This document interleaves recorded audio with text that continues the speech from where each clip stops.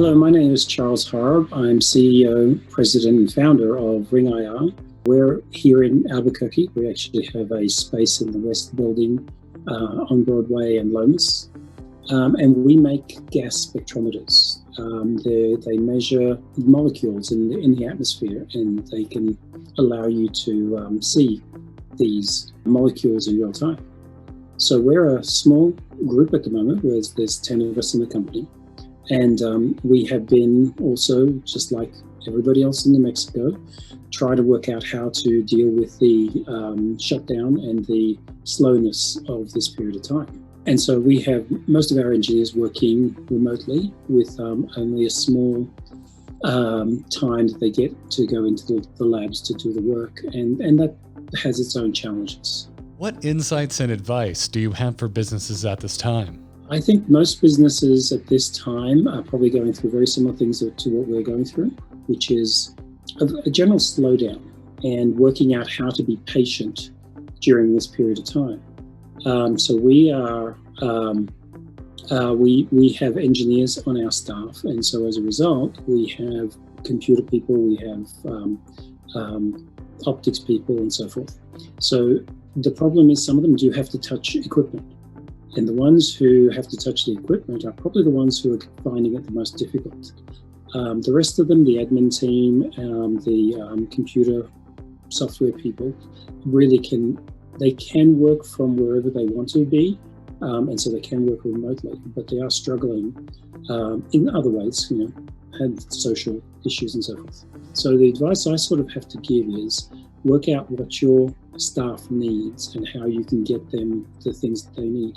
Some people may need to go into work more than others because that's what the job requires. And so you're going to have to make decisions on how you proceed in the next few months. Some of our staff are young, so as a result, they have young kids, and that's a big issue right now because most of them are off school. So we've had to change a lot of our practices over the last few weeks to accommodate them. And that's not surprising. It's just really what we have to do. All of them are extremely valuable to the company. So we are working with them to deal with the things that they have to deal with. And in general, I think that patience is the biggest thing you're going to have as a company. Even though the money still has to go out, pay bills and so forth. It's a process that you have to sort of manage a lot more than you had been managing or thought you were managing.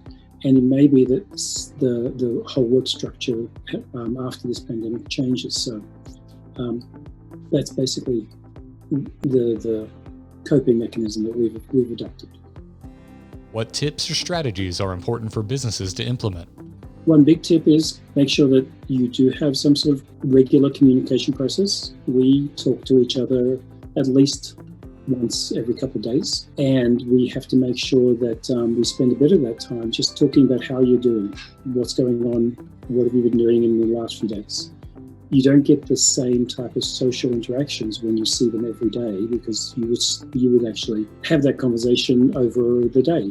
That they might tell you what they did over the weekend, but right now they don't have that. So we've been actively trying to include that as part of the discussions we have. The main thing is make sure that you do have a mechanism to talk to your staff and find out if they are having problems and what the issues are, because